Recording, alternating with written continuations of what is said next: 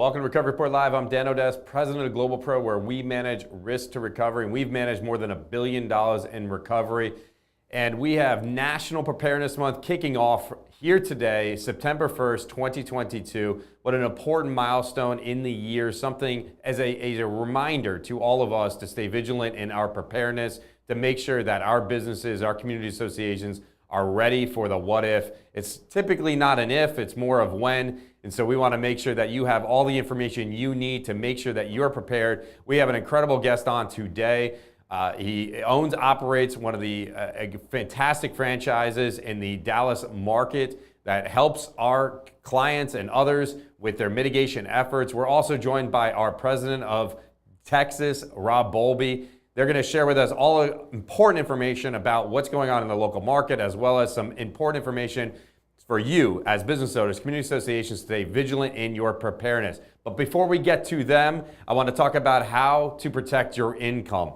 Now, something that a lot of business owners don't take into account when they're preparing, right? And so as we are kicking off this month, the National Preparedness Month, we want to make sure that you're considering this in your preparation for the when and not so much the if, because it's only a matter of time, as I've already mentioned. So let's talk about some of the things that you as business owners and even community associations should be considering to protect your income, to protect cash flow, to make sure that financially you have what it takes if you do suffer some loss or damage to your property. The first thing that I always mention to all my business owners is make sure that you have hard copies of your financials, or at least you're using some service to store this information in the cloud.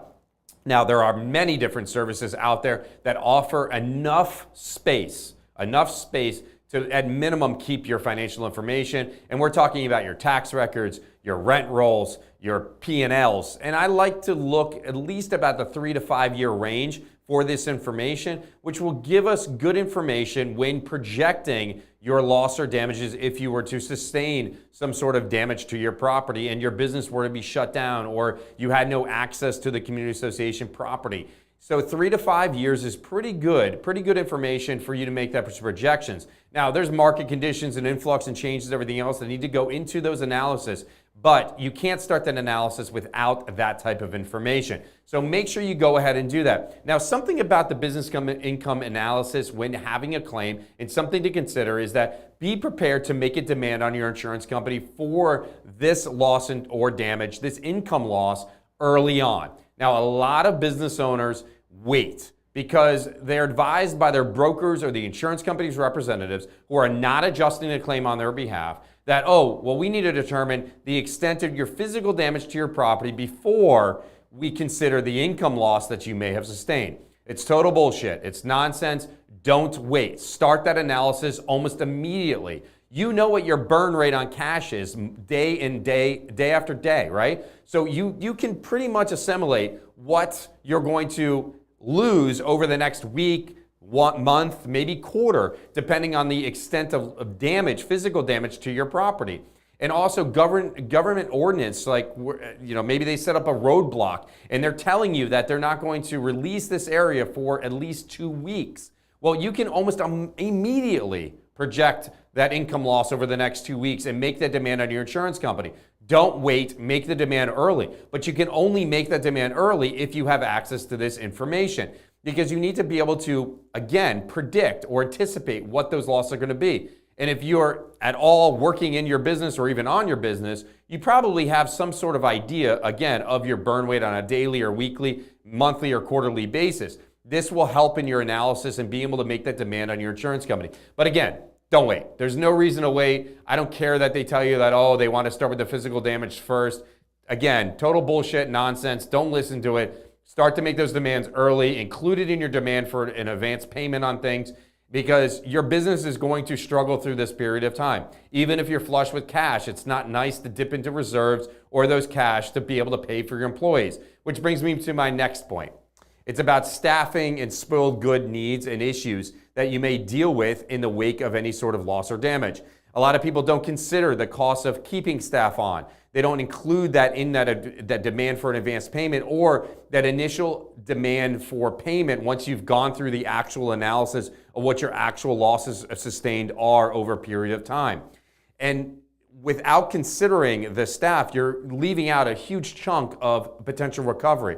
Now, there are some policies that limit the recoveries of your income only to profits or projected profits or certain relative market conditions and issues, but you should make sure that you consider it, because if you lose staff and you have to train new staff, then that cost or loss needs to be also included, because that cost of training or that loss of employees, and you had to go out to Indeed or you had to go through a headhunter, that additional cost that you would have otherwise not incurred or sustained could be recoverable. And spoiled goods is another one that I typically see missed or not claimed in some of these types of losses. And we're typically talking about manufacturing companies or people in the hospitality industry if you're in the food service business, right? And I mentioned manufacturing, and a lot of people don't think of spoiled when they're talking manufacturer, but there's many things, even if you're manufacturing, let's say, wire or light fixtures or cement or something like that, which may fall under the sublimit and provide you coverage under the spoiled limits sublimit. So this brings me to a really good point, which is you need an actual copy of your policy. So when you're storing records like your income records and things like that I just previously mentioned, make sure you actually have a copy of your policy to look for these things. But back to spoiled goods. Spoiled goods doesn't always necessarily mean food. It can mean many other things. So keep that in mind when you're doing that analysis, and make sure that you look for those coverages and consider that in your demand for an advance payment and ultimate analysis on your loss. Now, the last thing I want to mention is finished goods and continued operations. Very confusing point typically with a lot of my clients with regards to what is actually considered a finished good and what is continued operations, and a ramp up or the need to spend money in order to mitigate the ultimate loss. Sometimes you need to spend a tremendous amount of upfront money, maybe way more money than you would do if had the loss not occurred, but in order to mitigate some of your income loss, you need to do it. Now, there's many other coverages for it. Typically, we look for the extra expense coverage on this. So make sure you're aware of what extra expense coverage you have before you start spending $1. Usually a pretty good idea to go to your insurance company, ask them about these coverages. If you were to continue your operations at another offsite facility, what am I covered for? And can I get some of that money today? So before I spend $1 out of pocket. Continue operations, finish good coverage, look for it, look for things that may seem or feel like that or sound like that. Again, though, we're here 24/7, 365 for you, for our clients, to provide you information like this on a daily basis, making sure that you understand your coverages. These aren't complicated issues. And I just hit on 3 very good examples of stuff that is frequently missed, and stuff that most business owners, whether you're in the multifamily operations, if you're in the hospitality industry, if you're in the restaurant industry, throughout the various different industries in our country here in the U.S., the commercial policies typically have any number of these coverages listed in there. They are most often subject to certain limitations, whether they're falsely set by the insurance company or explicitly stated in your policy. You need to know what those limits are. You need to make sure that you're aware of them and that you're making those claims timely. So don't wait to make the advance payment. That is not a timely way of dealing with things. So now, my final point that I want to make is a reminder that consumer dissatisfaction is an all-time high. So when I make mention of limitations and coverages and understanding what the false limitations set by your insurance company may be on advance payments or any one of these coverages, be aware that dissatisfaction is on the rise. Dissatisfaction is on the rise because of claims handling practices by insurance companies. So make sure you are prepared. That's what this month is all about. That's what our next guest is all about. We wanted to bring them on to talk about these important issues when sustaining damage to your property and things that they can do to help you and get some tidbits information. So without further ado, I want to bring on our very own Rob Bowlby. Welcome to the show, Rob, and welcome Robert from SERVPRO. I got Rob and a Robert here. It's going to be a little bit confusing, I know, but we'll sort it out at some point. Welcome to the show, guys. Thank you. Good morning, Dan. So I think when I was here last month, I was complaining because it hadn't rained for 67 days. We were talking about wildfires. Well, in case you missed it, it rained. It rained continuously for about 48 hours, and we're going to touch on that here in just a little bit. But let me kick it off by introducing Robert Conley. Robert's the president and owner of SERVPRO Northeast Dallas. He's our guest today. And so, Robert, I'm going to kick it off with just talking a little bit about your background. I know you had a background in private equity. You've had an oil field services firm. You've had an industrial bag manufacturer. So that's a pretty diverse background. So what got you to SERVPRO? So I spent a lot of years doing kind of private equity and things of that nature, and really wanted to do something for myself. Didn't want to work for boards anymore or be on airplanes all the time. And so ended up beginning to look at organizations, kind of industry agnostic. And as I looked, I would say that a couple of different things: low levels of sophistication in the industry. And then the construction side, reconstruction side has a lot of opportunity in it. And then, when you run a business like this with commercial clients and such, you can do really well at the end of the day. And so I always say execution is always at a premium. It's what we're working on every day to get better at, and bringing good outcomes for people, referrals, things of that nature, put you in a good place to do well, and that was kind of what got me here. Okay. Well, and you mentioned execution, and I know you're a process guy. So talk a little bit about kind of what processes and metrics you're trying to implement or have implemented at SERVPRO to try to differentiate yourself from the other remediation, restoration, reconstruction companies out there in the market. Sure. To kind of go along with the last point as well, SERVPRO as a company, as a group, is very process driven. One of the aspects of SERVPRO that makes it somewhat unique is dry book mobile. So when we go on to a loss, we're documenting all the moisture readings and the elements of the loss, both visually as well as numerically. And SERVPRO is and I looked at these things prior to purchasing, is really, really good at lining these things out and making things discernible for insurance. And so in jumping off of those components, where SERVPRO is moving into is the construction side and the reconstruction side. And so primarily what I'm doing is, and they've got a group that's working on these things right now, construction services. And so what I'm doing really is building out on manufacturing principles that I've been kind of using for, the last, not 20 years, but 16 plus, that work with a step-by-step project management. We use a program we all are familiar with called Xactimate. That gives us some two pieces of unique information: bill of materials and labor hours. If you know those two items, then on a project for build back, if you can get the materials, your subs, then you can communicate with them about the labor hours.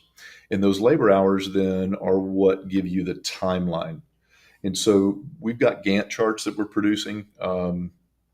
And these are dependent Gantt charts based on kind of the functions that are necessary to perform for whatever organization we're doing it for. And so you can actually then bound a project pretty well, which is pretty unique, I think, with regards to recon. People are like, how long is it going to take? Well, we can give you a very, very clear understanding today because of the processes that we're going through. We're also looking to document and create quality specifications, which is unique. Okay. So we're building out a few different things. Okay.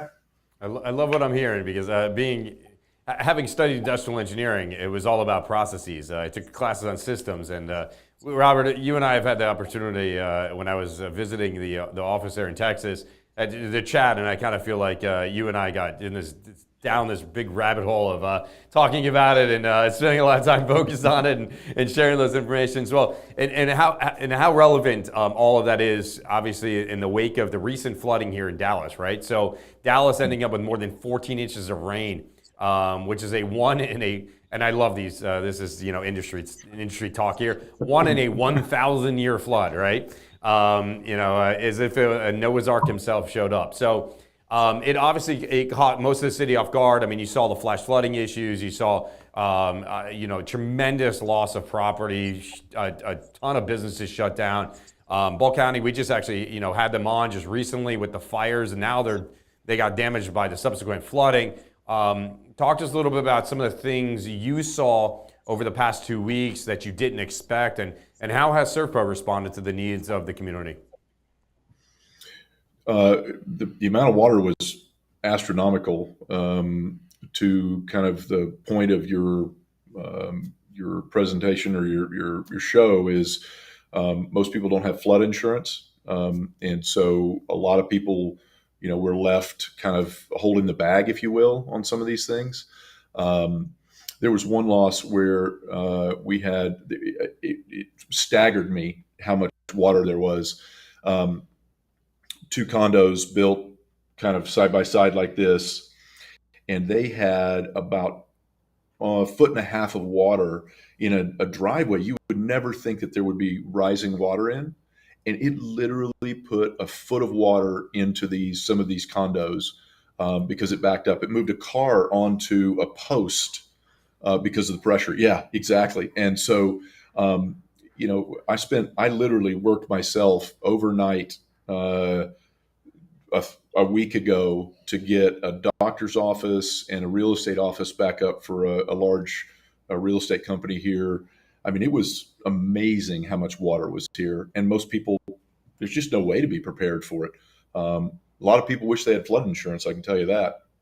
No, I think it's definitely a growing issue, something that we've seen, unfortunately. We recently, not too long ago was Hurricane Harvey. I was just saw that the Weather Channel on their social media just put out a kind of before and after with some of the areas that were tremendously impacted by flooding in the Houston, Texas area. And many of that area had no flood insurance, despite being built on a floodplain. There's a huge amount of community, and they're all still to this day waiting for government funding in order to actually make the repairs to infrastructure, but also to upgrade the infrastructure in order to respond to the tremendous amount of flooding that we're now experiencing in many different parts of the country. And I think, unfortunately, often the changes that occur in our industries, respectfully, are in the wake of a disaster and some sort of failure in those processes or systems that leads to greater change. So it's like we have to fall down in order to get back up. Despite all of this analysis that typically goes into rating risk and all this other stuff that the insurance industry loves to promote, it's amazing how they're able to anticipate these things, but allegedly the local federal governments and state governments can't. Now I question how well insurance companies are anticipating these things, given their lobbying efforts to change a lot of the laws and unfavorable laws against consumers' interests. But I definitely think there's a lot to kind of unpack from each of these situations, a lot to learn from these things. And September is our National Preparedness Month. And I want to kind of stick with the flooding issues and talk about the rainfall, the rates. The less than 48 hours have occurred in Texas. Now, the entire state is actually very prone to it, as I just mentioned. What do you suggest people do, and business owners particularly, or community associations do, to be more prepared? I think insurance coverage, looking at, I think what I see in most people, whether it's business or residential, commercial residential, is that people aren't that familiar with what their policy actually covers. And those are the details that they're working with when it comes to the insurance coverage and conversations that they get to have. I think also keeping up with maintenance on our homes, on our businesses, being aware of the places that there's weakness. In most cases, and know this from investments or different things, but it's so much, well, it may be expensive if you have to fix a roof, or if you have to fix a plumbing leak, or if it may feel expensive at the time, but the outcome of the damage once something does happen is so much more expensive. And, real estate prices in Texas are going to be going up for quite some time. We're getting lots and lots of people moving here from various other states. It's pretty good investment to have the right coverage, make the right repairs, and be aware physically of the property that you're trying to protect. I don't know if that makes sense.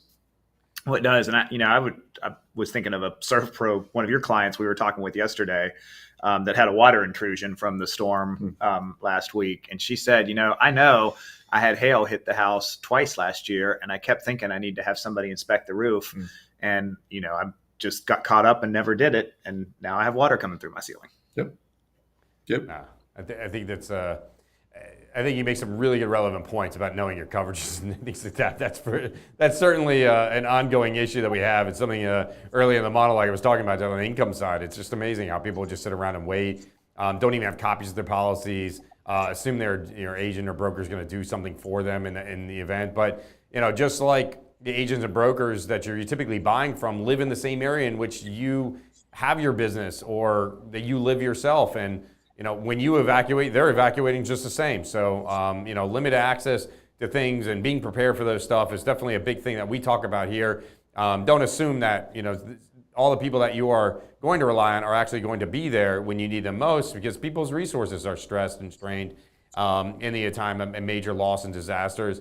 Talking about SERVPRO, one of the things we hear frequently about restoration companies is that they show up, do a bunch of work, that the homeowner is uncertain about it. They leave the place a mess. They get paid directly by an insurance company. Talk about how SERVPRO, and your franchise specifically, avoids this type of reputation. And what are you doing different for your clients or better for your clients? And what can maybe even other franchisee owners or other businesses in your industry can learn from you and your processes? Because you definitely seem to have it down to a science there, Robert. I would say that we are always iterating to better. And it's interesting, obviously not having the background in this industry, when you have an urgent situation, getting that situation, and look, here's something else that a lot of people don't know. It is genuinely physics that we're dealing with when we enter a property. In a commercial loss last week, they wouldn't let me remove the drywall. They didn't want that kind of for the customer that was in the space. Well, we ended up having to come back in and remove the drywall. We had to do that because it couldn't actually dry. The insulation was holding moisture, the double drywall, the sheets were together. That's not going to release moisture. And so because this is physics, you have to get in and you have to do things pretty quickly, and you have to do them, with a very specific rationale behind it. When you enter a home, you're doing flood cuts, and if needed, and more than anything is you're putting the appropriate number of units down and dehumidifiers to affect that property. And it can feel overwhelming. People are going through something emotionally, and communication in that instance as to the why, I think, is a piece that's missing and something that we're working on regularly. And then there's two separate sides of this, right? Which is, one is coming in and getting the property to dry, to stop the damage, to, remediate and kind of begin that process. And then there's the putback. And the putback is a lot of times where homeowners feel left, so to speak. But there's also a timing thing between insurance and payment and them not wanting to be out of pocket. But there's also risk for companies like ours of not getting paid, having to argue about different aspects of it. And so it's a weird kind of dynamic that happens, honestly. I know from a SERVPRO standpoint, I'm going to go back to process, consistency. The SERVPRO group of franchises across the country is a consistent group of business owners like myself, performing to a set of standards that they lay out. And they have national relationships with insurance companies of all kinds. We are bound to lots and lots of specifics. And so that not to plug ourselves, but that makes SERVPRO quite different versus your just normal everyday kind of remediation company. But it's a give and take between homeowners and remediation companies as to how that feels and gets handled, and something we work on to get better at all the time. Well, and I think we appreciate companies like yours because we work with the insurance companies day in and day out. We know exactly how things have to be documented so that the business owner or the homeowner doesn't have to come out of pocket. And candidly, we've worked with some in the past that haven't documented well, and that's been a battle to not make the business owner come out of pocket to pay for what those are called emergency services. But I think you're touching on the key thing, which is just communication. And the one point of all that, particularly for homeowners, business owners generally face crises with some kind of regularity. So although they may not always be the same crisis, they have a little more experience in crisis management. For a lot of homeowners, it's their first crisis. And so they're trying to figure out, just how to get through life. And then on top of that, who's these people showing up and what is this going to cost me? And my insurance is going to pay for it. So, I think the more you guys can communicate, which is what I think you're figuring out, and assure them that we know how to do this, we're going to get it done. To your point, if you can say, hey, this job is going to take 60 days and live up to that expectation, I think you're head and shoulders above your competitors in the market. Absolutely. Absolutely. I think, like plug away, because I think, you're not everywhere, right? And there's other franchisees, there's other mitigation companies out there, and it's great to hear someone in that industry talk about processes. And I definitely think lead by example, create that leadership. And I know you're all about it. You and I had a kind of sidebar conversation about all those things.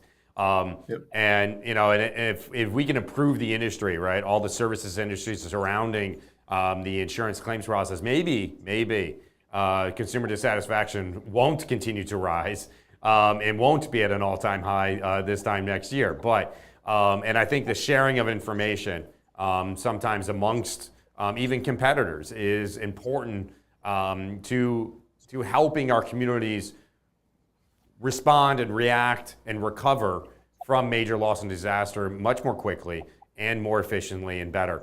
And I definitely, and again, that's a large part of what we do here. We talk a lot. We have people on all the time talking about charity. Like we had Sharing Life on with the fire that was recently in Texas to talk about what they're doing for the community, how they're giving back, and everything else. Again, sharing information, and we hope that other charitable organizations learn from their example what they do, because they're on the front lines in major disasters, just like you and just like us, all the time.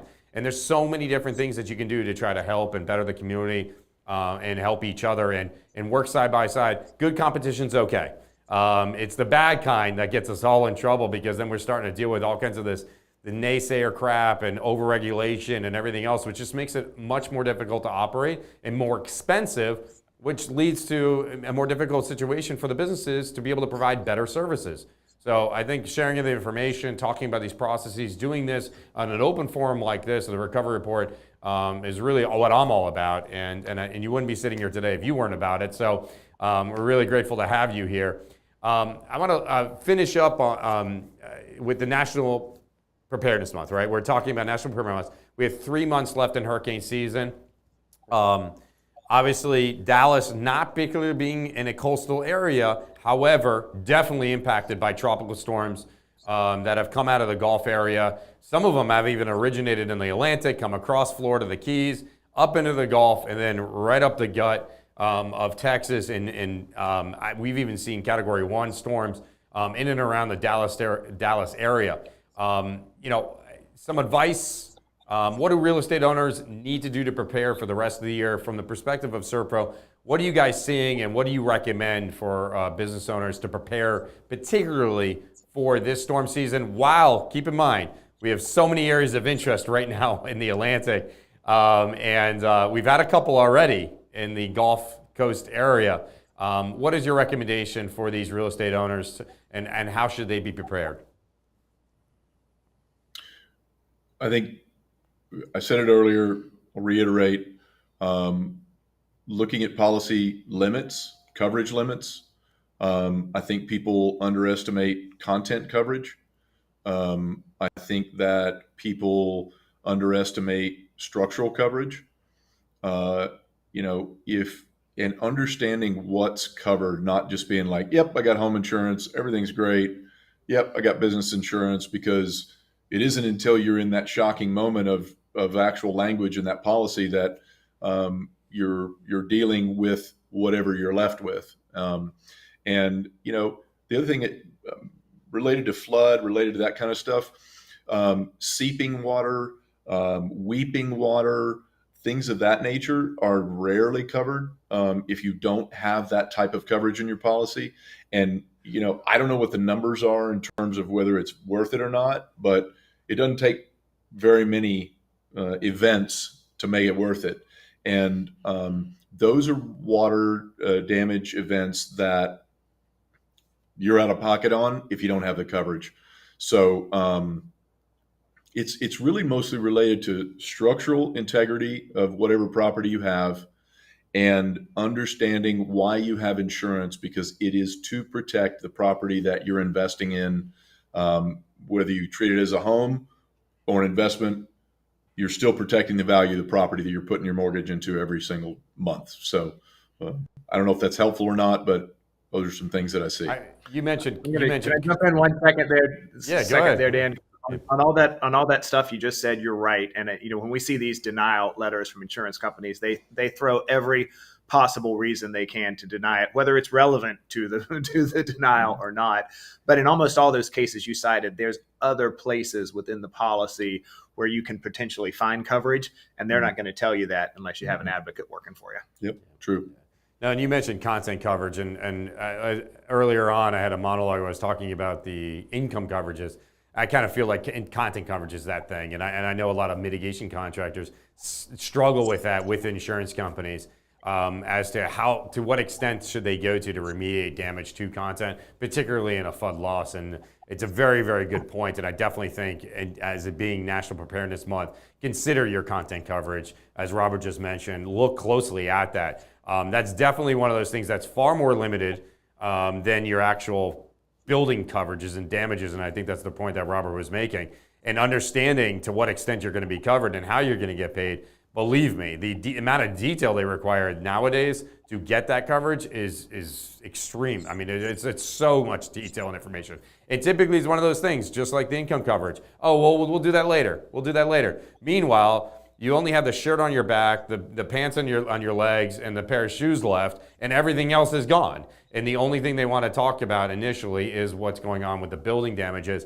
But having great folks around you like Robert and SERVPRO, and as well as our team there in Texas, can make sure that you're aware of your actual entitlements and when you can be making demands for these things and getting those advance payments. And that's what this is all about, providing you information. Robert, in closing, how can our folks find out about your franchisee, the area in which you service, some contact information, website? What do you got for us? So I own personally 3 franchises here, Northeast Dallas, which covers Lakewood, East Dallas area, Lake Highlands, and South Garland. Website is SERVPRONortheastDallas.com. That's my main number. It covers all 3 territories, and we're here. We can go anywhere in the city if we get called, and we'd love to help you. But those are the places to go for us if you look it up on the web. And we'll make sure that all that information is available to you, our listeners who are watching this today, inside the description areas on various different social media and as well as YouTube, and make sure that you can get in contact with them if you have any needs in those markets. Obviously, we're very, very grateful, Robert, for you joining. Rob, you got any words of closing, some words of wisdom? Nope. I'm just glad to have partners like Robert on the ground here helping North Texas. All right, guys. Thank you so much for joining us, Robert. Rob, I hope you guys stay dry. Obviously, you had a lot of water there in Texas. Enjoy yourselves, and we'll be back in touch. And make sure that you join us on a future show to provide us continued information about what you're doing in your local markets and everywhere else. Again, thank you, Robert, for joining us today. Thanks for having me. All right.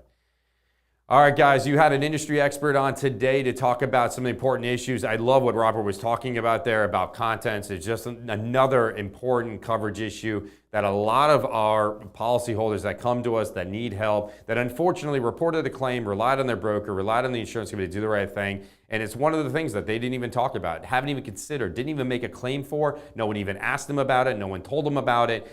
Again, these are things you need to be talking about. Earlier in the show, I was talking about income coverage. Understand when to make a demand, how to make a demand, and what you're actually covered for. Another great point Robert mentioned earlier, as well as Rob, the president of GlobalPro Texas. They were all talking about making sure you have your policies, making sure you have access to those things, making sure you have an open line of communication to your insurance representatives, whether that's your broker or their adjusters, and having an honest conversation about coverages is really important to obviously the life of your business, to the life of your community, and making sure that there's some continuity. We hear resiliency, we hear sustainability, we hear business continuity. There are all these catchphrases and words and cliche statements that are made all the time. And while it's great to talk about them, they're better to practice them. And so today starts the National Preparedness Month. So if you haven't already, we've had a pretty long storm season. We had storms actually occur before the actual official start of it this year.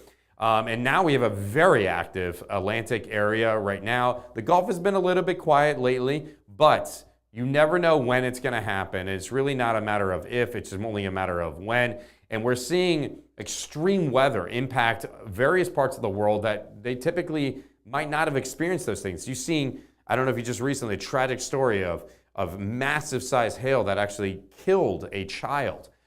These are, again, these are extreme weather situations that you need to be prepared for. And what damage is that going to cause to your business, to how it's going to impact your employees? How are you going to continue to operate as business as usual and make sure that there is a tomorrow for it? If you need any more information, make sure you like us, follow us, subscribe to our YouTube channel and all the social media outlets. We want to make sure that you have information you can use. That's what this is all about. We're here every single week, 11 o'clock Eastern Standard Time, providing you information you can use in a live broadcast. And if you haven't seen our prior episodes, go check them out on our YouTube channel or hit our website at globalpro.com. All the information is there. Thank you again to Robert and Rob for joining us here today to talk about such important issues that are impacting our communities and making sure that you have that information used. And we'll see you same place, same time next week right here on the Recovery Report Live.